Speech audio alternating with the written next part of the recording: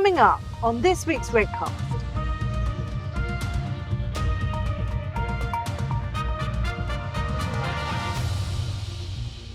Problem that we have with the way that information flows is that every single bank is doing the exact same investigation into bits of the business empire of a designated person, but they're not allowed to share that with each other. They send it to government, but that doesn't get collated and shared back out to industry. Somehow we fell back to just throwing the names across the fence, and then everybody had to comply with it, and this was a huge work to normalize the data. Greater cross-jurisdictional guidance, so more alignment in the guidance which is issued by the different jurisdictions in relation to how the information and how those sanctions work, and how that sort of cascaded down all the way through to those businesses which may not be in the regulated sector. There's plenty of technology that we could start to utilize. Dare I say, or you mentioned the word distributed ledger as an example, where we could actually start to sort of anonymize some of this stuff, but share it both inter-country and also globally. But I mean, it would really take the collaboration of regulators, governments and financial institutions to bring that together. The common data points are common data points already. That there can't be that much more information the regulators or authorities need. I think the key bit is giving potentially a standard type format for the financial institutions to help provide that information. This is a massive communication challenge. This system needs to be public to private, but it's public to public and then private to private, and actually it's regulated to vendor and vendor to vendor. Welcome to RegCast. RegCast. Shining a light on challenges and opportunities for digital compliance. Welcome back. I'm really happy to be talking about sanctions with this crew. It is just one of the biggest pushes this year into a new space that in my 17 years of doing regulatory change really hadn't come up, which I think tells me a lot. As I've gotten into this, I've understood the political process by which the sanctions themselves are agreed. But then also how the process of implementing them is put together, and both are very tricky discussions. You know, that there's very intangible conceptual views of how to apply sanctions today that are completely beyond our capability to quickly ingest and understand, and so consequently, there's a lot of problem with sanctions right now. We could be doing a lot better. But this is financial services, and I think, you know, if any industry can pull something off quickly, it's this one. And you know, we're all about handling very complex, high volume transactional environments. So I think there's some key building blocks for RegTech that could really help, and I'm really looking forward to talking about them with this panel. Neil, please explain what you do. So, yeah, I'm Neil Wiley. I'm the Director of Sanctions at UK Finance. I'm responsible for the whole sanctions portfolio that UK Finance looks after. So that includes Canada, Australia, the US, EU, and of course the UK. And that covers, it's not just financial sanctions. Obviously, we look after trade, a little bit of vessel and aircraft. They're not quite so common for us. And in UK Finance, the name kind of says what it is. It's the UK financial services trade body. But the bit that I would point out is that while we look after financial services, we do have a slightly wider remit because of the economic crime area that I work in, and particularly in sanctions. We reach out across oil and gas, marine, insurance, law firms, etc. Thank you. It's a tremendously wide brief, and I know it keeps you plenty busy. Chris. Hi, Chris Beaver. So I'm the UK MLRO and Group Compliance COO for GAM Investments. So I've got a very clear vested interest from a sanctions perspective. My previous life, I was involved in KYC from both an operational and a change management perspective. So I've been in this space for a number of years. Always a pleasure to have operational guys with dirt under their fingernails trying to work out how to manage compliance. So welcome. Simon. I am a dirty operational guy. I'm the look after the CLM function for Commerce Bank. And really, yeah, from a sanctions perspective, I think the interesting piece for us is to how do we make it accurate, transparent, and efficient within the firm within the current environment. Thank you. Oliver. Yeah, hi everybody, happy to be here. I'm working for the SIX Group, the Swiss Infrastructure Exchange. We run the Swiss Stock Exchange. We have a financial information business and also a customer business, and I'm the responsible product manager for our offering. We have a particular sanction offering, which is linking sanction to financial instruments. Fantastic, thank you. And John, last but not least. Hi, yes, good afternoon. Thank you. I'm John Hartley. I'm a partner at Shoesmiths. I sit in our regulatory team and I specialize in white collar crime and financial crime and business investigations. Thank you. And I think the first question we want to push on to pretty quickly, and we did cover this at length in the podcast, but ultimately, you know, there are many different perspectives on the sanctions process. Neil, can you help us understand how the global picture has changed this year, in particular, you know, some of the volumes and the variety of approaches taken across the globe? Yeah, I think, well, every year we say it's been an exceptional year, and this year's no different. I think we've started earlier than some years, but what we've effectively seen, the volume that we've seen because of the Russian invasion of the Ukraine is equivalent of 2 years worth of normal change. So we saw that within a period of about 6 to 8 weeks, and it's not stopped. Those volumes are still there. We've got across our membership, transaction screenings running at about 300% of normal levels, customer screenings at about 500%, but sadly the staffing levels are still around about 100%. So everybody's really struggling with the volumes. And I guess that's just the outcome of such wide-ranging, fast-paced sanctions against such a massive economy on the doorstep of Europe. Yeah, and I guess that's really one of the biggest changes, right? Is that they're very complex restrictions being put in place on a very big part of the G20 economy. And here in the UK, we've got a particularly large flow. Can you give people a sense of the numbers in terms of the values and the timing? So what that means from the infrastructure we've got to operate? Yeah, so London's a significant financial centre, still the second largest on the planet. And basically, just in the UK, we see over 100 trillion worth of transactions a year and about 40 billion individual transactions. So that every minute, that's 250,000 transactions worth about £600,000 flying through London. And that's a lot of traffic to try and screen against all of these lists that are constantly changing and aren't particularly well aligned at any given moment in time. And so what do those changes mean? I mean, where does it go wrong? Tell us about the glitches. So what's easy for the old school technology that we've had around for a long time, the list-based screening, is if we get a nice list of names and just freeze their assets if you see them. But the Russia sanctions are getting a lot more complex than that, which is putting extra strain on what the current tech can do and the models that are in place. And then when you ally that with the differences in the timings of the prohibitions, the targets, the announcements of those from the EU, US, and the UK, for banks in London, which is it's significantly international business that's coming out of London, they have to adhere to all of these regimes. It's really complicated to try and work out what you can do with a party or which prohibition is stopping you from doing a particular bit of business that wasn't stopping you yesterday. And it's this constant change that's the big challenge. And obviously, just flagged last Wednesday, we had strict liability brought into the UK regime as well, which has added an extra risk burden onto anybody operating within the UK.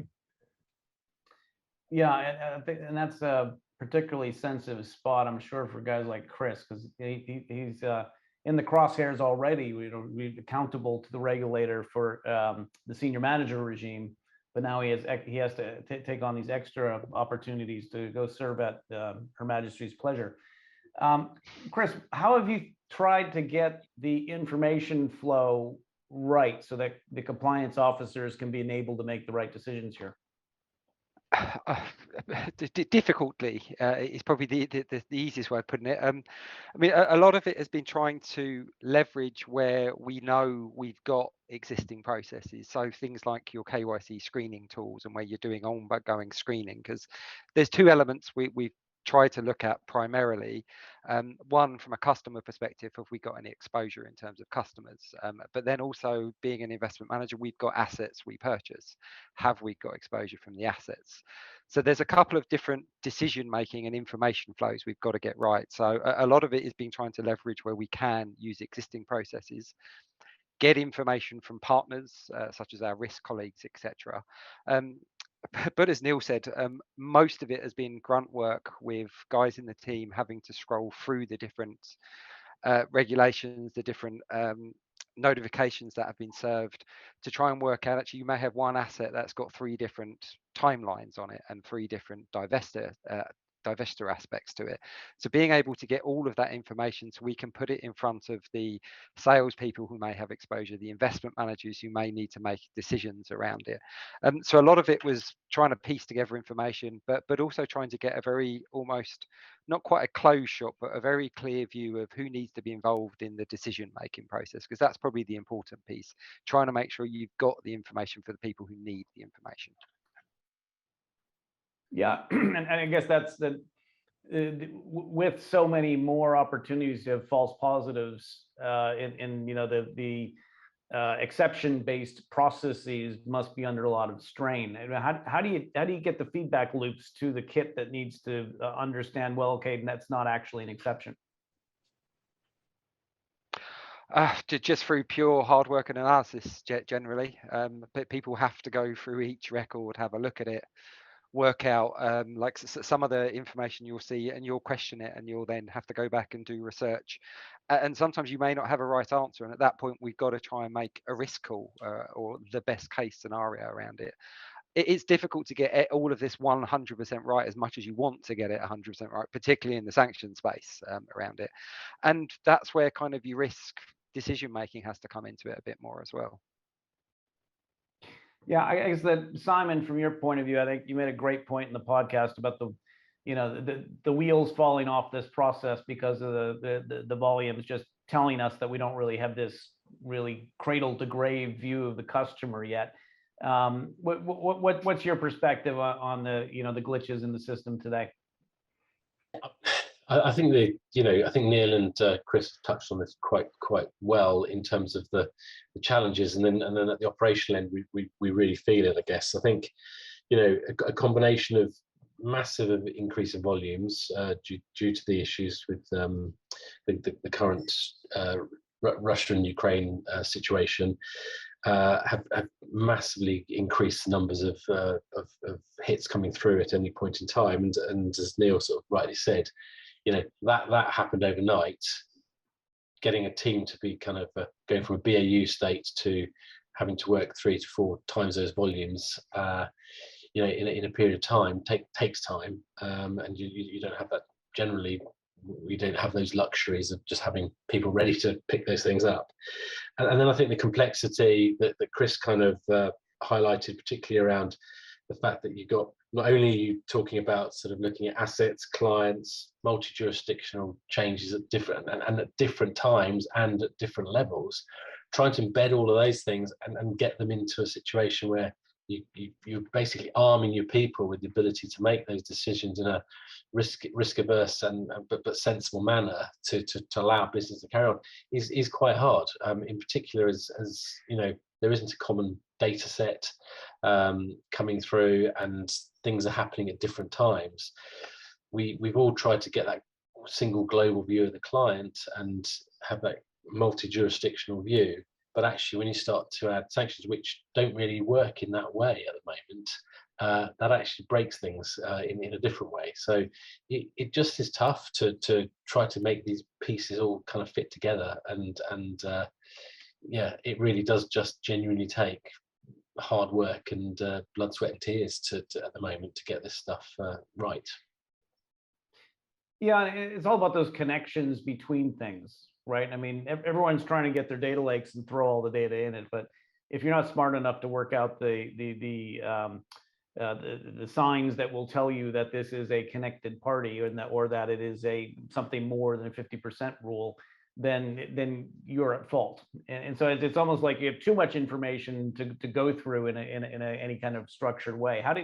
What lesson do you take away from that, and what does it mean for your target architecture? Yeah, well, that's a great question. I think from my perspective, and I think Neil touched on this before, I think it's all around how do we get the data into a single place that allows us to do that, and then B, make our systems and technology more extensible and easier to model or change to really kind of work in lockstep with the changing environment. And I think certainly from my personal perspective, the biggest point I take away is that we need to make ourselves more flexible to change in this area than we already are. Oliver, I'd like to pull you in here because you've had some experience of this, trying to normalize a very heterogeneous set of data and pull it together as a feed, and then try to help firms work out how to plug it into their systems. What challenges do you see in this, the way the process is working today? Yeah, I think I can only agree what Chris and Simon said, right? I mean, it is already a challenge just to keep up with the ever-changing regulation, which is going so fast, right? And then there is a multi-jurisdiction approach that you also want to follow. So what we see is that clients, I wouldn't say they're struggling, but it's already hard to keep up with that, right? And what we then do, but then you have the heavy lifting, right? And there's multiple regulators that have different list formats. Ideally, you want to be able to compare with them. So you would like to compare the UK with OFAC, who is moving first, who is moving second. And I think we as a data vendor, that's where we come in and we can support. Since, I mean, we started with actually being in the sanction business in 2014, it was very simple, right? You had a list of entities and you would simply link them to securities. But just doing this globally, we developed something, a normalization matrix, which we call the sanction matrix, and this allows us then effectively to compare the sanction programs between the regulators.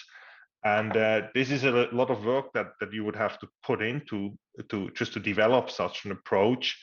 And the question is, if a bank really can take that step back and develop such a methodology, or they're simply just following always up with the regulators because the sanctions are moving so fast.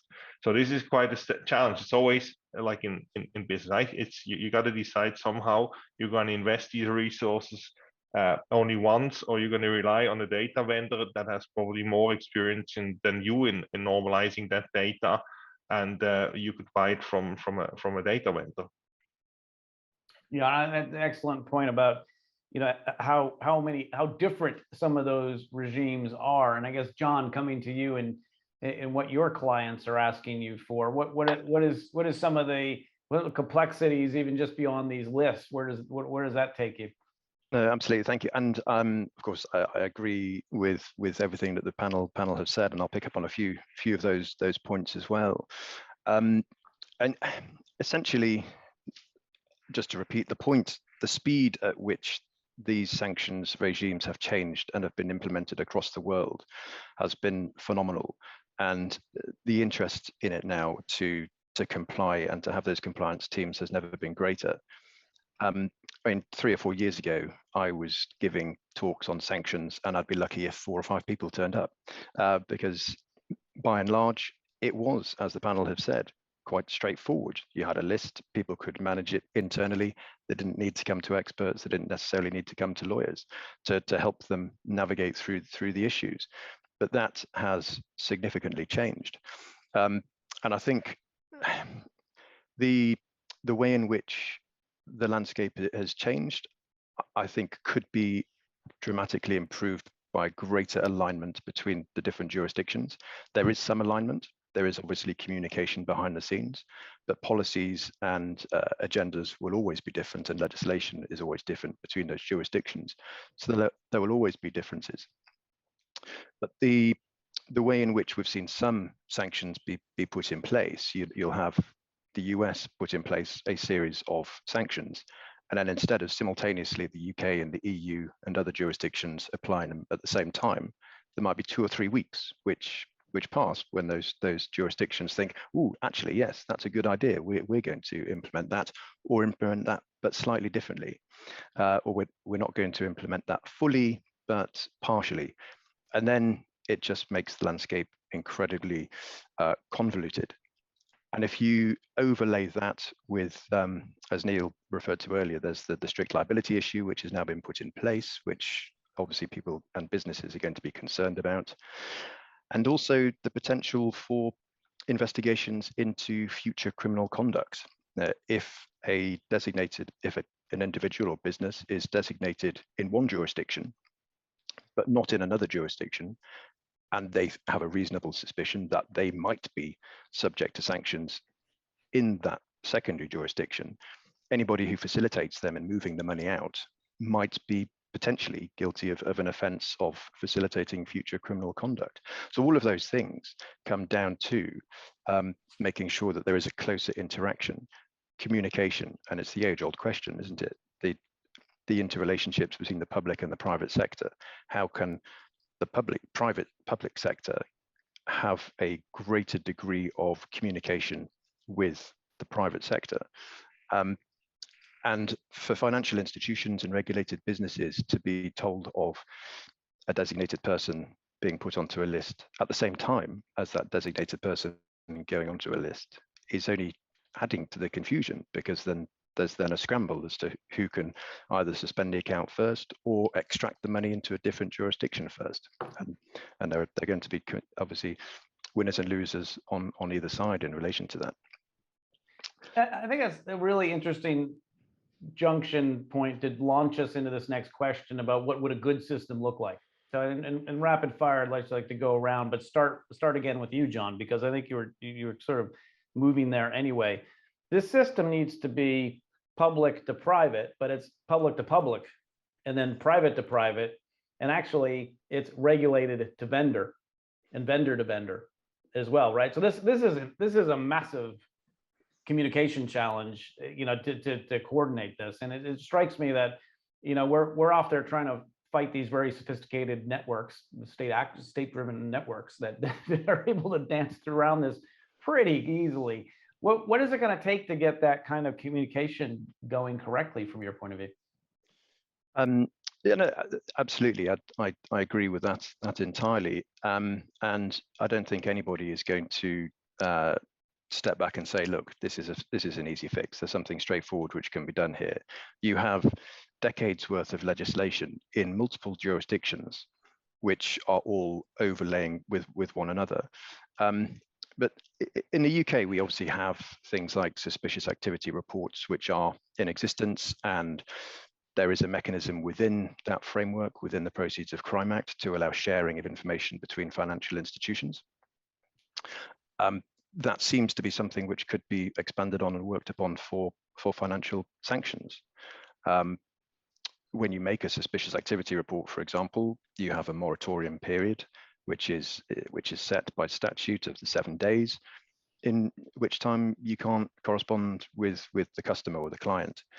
I see no reason why there can't be a reverse of that, why the government can't say, well, actually, we're considering putting these entities under some kind of sanction, and we're going to give you a few days notice to put in place what needs to be done, and apply a similar sort of moratorium period. Again, it sounds like a fairly straightforward fix, but there are obviously going to be enormous complications and competing interests when it comes to those sorts of discussions. Let's loop back to Neil on this, Neil, because I think there's obviously the SAR reporting, but there's lots of other reporting, the NCAs and elsewhere. I mean, from your point of view, is it enough to make one fix, or does this need to be a bigger fix from a public-private sanction system point of view? I think the core of the problem is that the international criminals that are normally subject to sanctions don't adhere to any legislation and aren't very honest about what they're doing. And then when you have international businesses like banks or law firms trying to fight those on behalf of the regulations that are in place, they're doing so against domestic regulation. And this is the core problem: is domestic legislation is trying to fight an international issue, but not doing it in an aligned fashion. And this is one of the things that we need to try and fix. And as John pointed out, it's like alignment across just even the EU and the UK would be really beneficial. We've lost the harmonisation because we left the European Union and we have a slightly different legal framework, but we could get really good alignment. We're not miles off those guys, but we could get better aligned. And then back to your point, PJ, the problem that we have with the way that information flows is that every single bank is doing the exact same investigation into bits of the business empire of a designated person, but they're not allowed to share that with each other. They send it to government, but that doesn't get collated and shared back out to industry. So the next time a transaction or an account comes along with that designated person again, that investigation process happens yet again in perhaps another bank in a different jurisdiction. And it's this sharing of intelligence, not just normal data, but actual intelligence between banks and government, between government and banks, and then hopefully between government and government, so that we can repeat this at an international level, because that's the only way we're going to be able to deal with the amount of intel that we hold and use it constructively, because at the moment it doesn't get used constructively. Yeah. Simon, I know you've got some big ideas here. You'd like to explain what it looks like? No, I mean, I think we could, if we're allowed to be indulgent for a couple of minutes. I think John's kind of touched on this, and Neil, to both of them really. I mean, I think, you know, if you look at other parallels where perhaps there is a better sharing of data, you know, we see that very much in normal crime situations, and I guess we could, Interpol being a reasonably good example of where we do share data amongst jurisdictions and across different crime organizations, crime fighting organizations, I should say.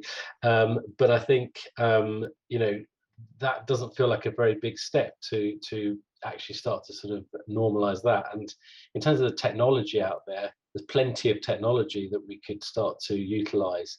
Dare I say, or you mentioned the word distributed ledger as an example, where we could actually start to sort of anonymize some of this stuff, but share it both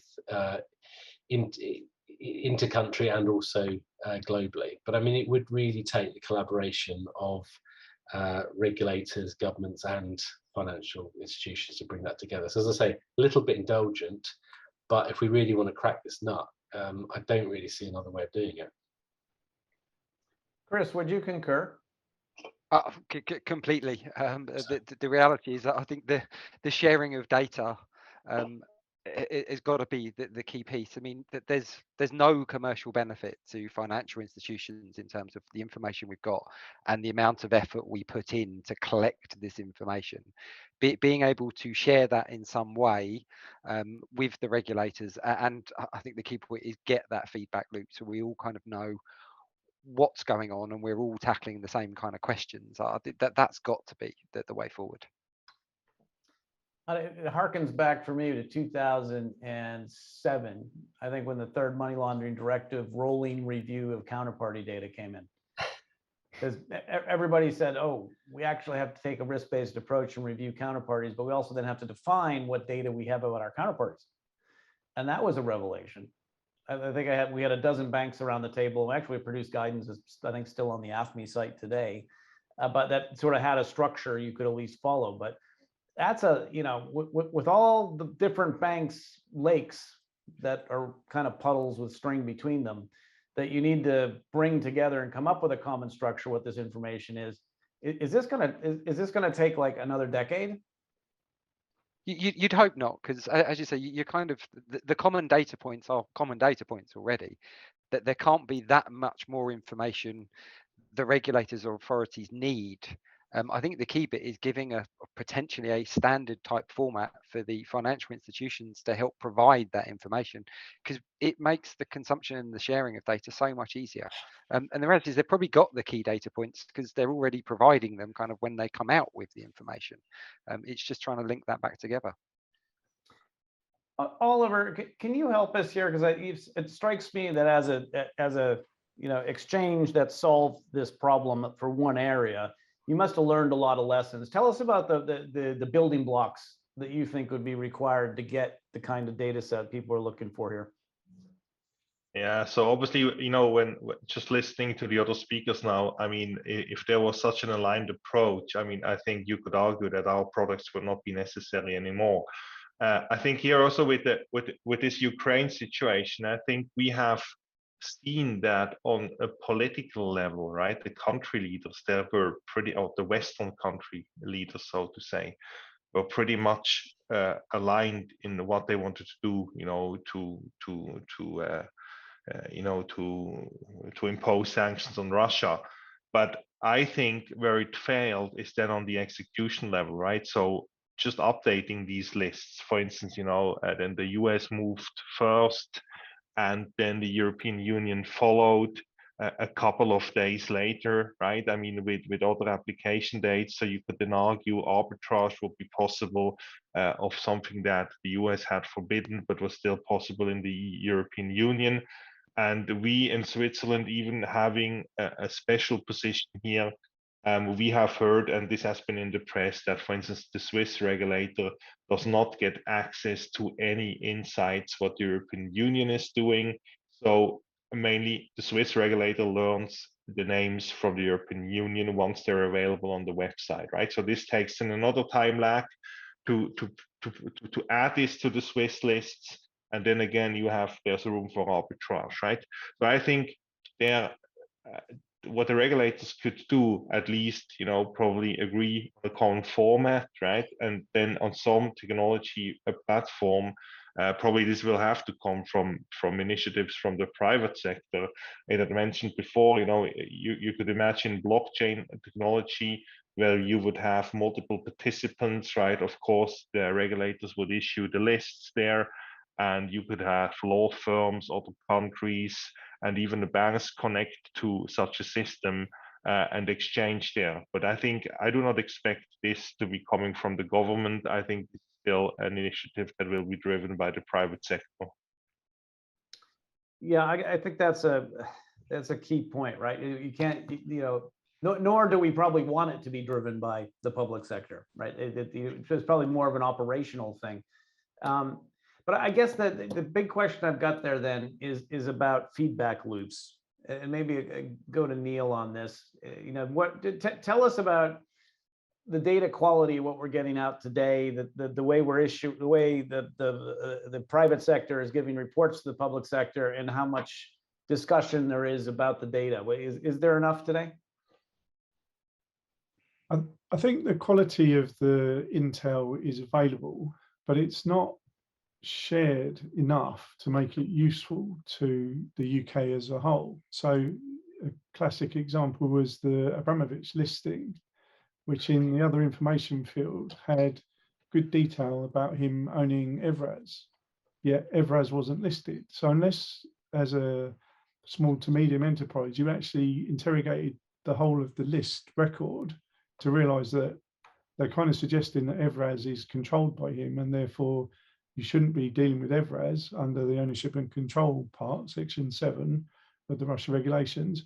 You might be missing that, and that would be a breach, which now is strict liability. So all these bits that are building up, we need to work with the regulators to give them the information that they can then use to improve the listing so that everybody is on a level playing field, and we're not in this position where some banks or insurance companies or law firms are not realizing and allowing transactions to happen, because once it's in the system, it's really difficult to then trace back to where it originated from and say, oh no, hang on, these are sanctioned funds, I shouldn't be dealing with them, these should be frozen. But it's come from somebody that's not a designated person because they're third or fourth in line, and it just makes a mockery of the whole point of trying to freeze the assets of the people that are, if not behind, but contributing to the invasion of Ukraine. And John, you mentioned earlier just how many decades one has to go back in each of the legislation annals to pull out the appropriate interpretation that's required around the processing requirements. Do you see that there's more guidance needed around how to think about those key legal aspects of sanctions? No, absolutely, and I think to an extent, a lot of our clients, both in the regulated and non-regulated sectors, are sort of they're scared by sanctions. They're scared of getting it wrong, and so they come to speak to us quite, obviously not going to shy away from giving clients the advice that they're asking for. But much of the advice and assistance which we're giving should be given by OFSI. It should be made available in easy to consider bite-sized chunks of information which are digestible for lay clients and not just the regulated sector, because the sanctions don't just affect the regulated sector, they affect everybody. And we've had schools and universities come to us to say, oh, we've had financial payments stopped by the bank and we don't know why. And then so we then have to look into it, and it transpires after communicating with the powers that be that there is a person or an entity, even if it's a sort of fuzzy search match, which is closely connected to that individual which has stopped that payment. And they don't necessarily need to come to their advisors to find out that information. So I think that the guidance and the information which is out there, as good as it might be, I think could be made more available. And of course, OFSI has a blog which is updated now and again, which is quite easy to follow. But again, most people don't go to the OFSI website. They just come straight to their advisors to ask for the advice. And so I think there is more communications which can be done to improve how the information cascades down through the system. And of course, it's down to communication, resources, and training at the end of the day. Those are the key points. And as Neil has highlighted, I think resources are currently a finite thing. There aren't many sanction specialists out there, and they're being recruited by those in the private sector and by those in the public sector as well. And so there aren't that many people being taken into those sectors to help give that guidance and give that information because of the explosion in the nature of the work and the requirement for the proverbial bums to be on seats. That's a fantastic point. Simon, I'll come back to you on the sort of case for change here and the timing aspects. We're still, we can't expect this to get better anytime soon. In fact, there's a plausible scenario where it gets a lot worse. What's the urgency around the case for change here? I mean, I think the key point really here is that change in the, well, things are happening at a very rapid rate at the moment within the world. We don't see that's happening. We don't see that slowing down. It's a curve that seems to be kind of on its upward trajectory at the moment, and it's just becoming a tougher and tougher element to handle, and it doesn't seem to have a natural progressive way of slowing down at any point in time. So if you just extrapolate that out, the case for change here is we need to get ourselves and our houses in order to deal with the uptick in this, as opposed to it being a small thing that we see. It's becoming bigger every day, and it's going to become a big issue for KYC and process, I think. Chris, coming to you, I guess you're the guy who could be wearing the orange jumpsuit in the US. You'd hope not. Yeah, I'm sure you wouldn't, of course, but that you could be. So, how do you see the case for change, and where's the urgency? This is almost where I put my Simon hat on, or my old Simon hat on, in terms of looking at it from a pure operational perspective. I think there's definitely a business case in terms of cost saving, I would say, at a base level, particularly for the bigger organizations, because the amount of time and effort people have spent just gathering information to start with, then being able to disseminate it. So I think there's that element. But I think there's a lot of technology out there that can be used. I think the business case politically is probably the bigger one that's going to help us in terms of getting alignment from a regulatory perspective. And I don't think any of us are going to be able to do anything about that. So I think it's being able to look at it in terms of what can we do internally. And I think taking the efficiency view is probably one element where you're going to be able to get quick improvements, because people generally are happier to support efficiency aspects. From improving the risk aspects, again, I think it's probably looking at it and going, what's the information flow? Where have we got these questions? Where are we needing to go to expensive law firms, unfortunately, to answer questions? And a lot of the time, it is just to validate your own understanding in those circumstances. So how can we do things like that? So there's definitely an immediate case, and I think there are opportunities that you can look at it both from a risk. Probably efficiency is the big one to start with. Just how do we make this so it doesn't consume our lives more than anything, and then figure out how can we use that to increase or improve our risk visibility and transparency in decision making. You didn't mention a key risk that we faced in the past, that of course we will be facing with the inspections that are probably starting around now, which is the enormous fines that can get issued in this space. Neil, you have any sense, talking to the regulators, the many different actors in the public sector, how serious they are about coming around, banging on the door and having a look at how this is working? Well, so there's two streams. One, we've seen the pressure that OFSI have been put under in the House and in the press because of their lack of regulatory action against banks primarily. So that was part of the drive to get the Economic Crime Act through the House quickly. So that's the strict liability and the urgent procedure. So those are the two main bits that came out of that. So the listings in the UK now much faster because they can take or mirror what the US or the EU do. And then obviously the strict liability, which we've mentioned. But from an industry perspective, what we've seen is the FCA on-site visits for sanctions and reporting requirements. We've seen the PRA going in on-site for visits and reporting requirements. We've seen the NCA, which is the criminal prosecutor, requesting reports. So all of a sudden, many banks have gone from reporting to OFSI and the FCA, which is the normal under Principle 11, you would do both of those, to also having to report to the PRA and the NCA.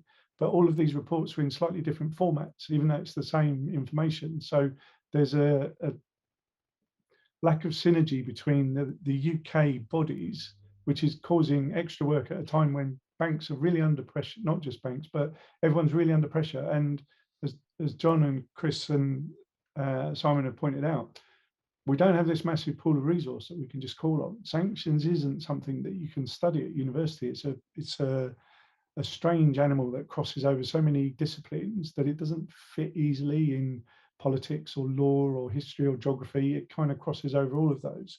So and obviously finding out this to their own cost. Trying to recruit people is very, very difficult.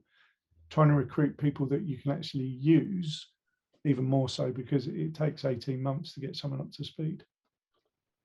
So Oliver, I would have expected your phone to be ringing off the hook. Are you getting lots and lots of inquiries right now about how you can take the pain away? Yeah, it has been busy, but we have also been busy, implementing all these sanctions programs.